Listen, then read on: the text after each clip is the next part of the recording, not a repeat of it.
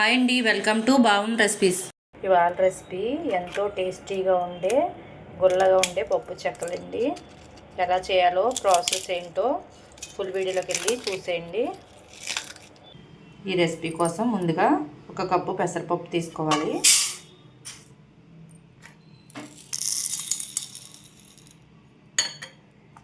ఒక కప్పు సగ్గుబియ్యం అండి. ఈ రెండు శుభ్రంగా వాష్ చేసుకుని 4 అవర్స్ నానబెట్టుకోవాలి.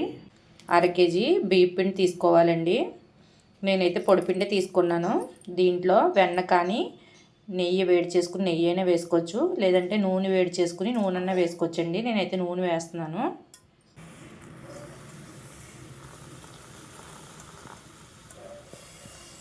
ఇప్పుడు చేతితో మెదుపుకుంటూ కలుపుకోవాలండి.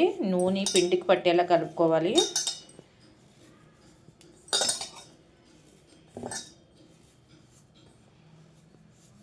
ఇలా కలుపుకున్న తర్వాత పిండి చేతితో తీసుకుని ఒకసారి నొక్కి చూసుకోవాలి. ఇలా ముద్ద అయితే మనం వేసిన నూనె కానీ నెయ్యి కానీ సరిపోయినట్టే. 1/2 కేజీ బియ్యం పిండికి ఒక 10 పచ్చిమిర్చి, చిన్న అల్లం ముక్క వేసుకోవాలండి. మెత్తగా పేస్ట్ చేసుకోవాలి. ఇలా మెత్తగా పేస్ట్ చేసుకోవాలండి. ఇప్పుడు ఈ పేస్ట్ని పిండిలో వేసుకోవాలి.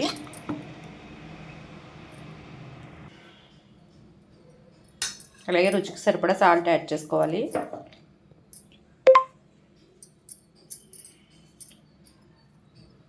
కొంచెం జీలకర్ర వేసుకోవాలండి. అలాగే కరివేపాకు, ముందే నానబెట్టి పెట్టుకున్న సగ్గుబియ్యం, పెసరపప్పు కూడా వేసుకోవాలి. ఇప్పుడు మొత్తం కలిసేలా కలుపుకోవాలండి.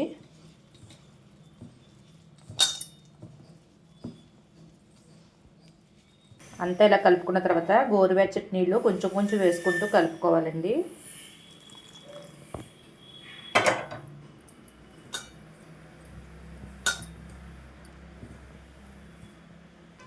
పిండి అంతా ఇలా కలుపుకొని ముద్దలా చేసుకోవాలి. ఇలా చేసుకున్న తర్వాత ఒక 10 నిమిషాలు పక్కన పెట్టుకోవాలండి. 10 నిమిషాల తర్వాత చేతికి ఆయిల్ రాసుకుని కొంచెం కొంచెం పిండి తీసుకుని చిన్న చిన్న బాల్స్లా చేసుకోవాలి.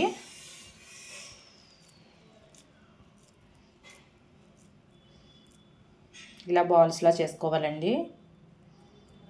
ఇలాంటి కవర్ ఒకటి తీసుకోవాలండి. తీసుకుని దానిపైన ఆయిల్ రాయాలి. కవర్కి ఆయిల్ రాసిన తర్వాత మనం ముందే చేసి పెట్టుకున్న ఈ ఉండల్ని ఒక్కొక్కటిగా పెట్టుకోవాలి. అన్నీ ఇలా పెట్టుకున్న తర్వాత అదే కవర్ని దీనిపైన ఫోల్డ్ చేసుకోవాలండి. ఇప్పుడు ఇలాంటి గ్లాస్ ఒకటి తీసుకుని ఈ పిండి పైన పెట్టుకుని ప్రెస్ చేసుకోవాలి. అన్నీ ఇలా ప్రెస్ చేసుకోవాలండి. డీప్ ఫ్రైకి ఆయిల్ పెట్టుకుని ఆయిల్ వేడైన తర్వాత ఒక్కొక్కటిగా వేసుకోవాలండి.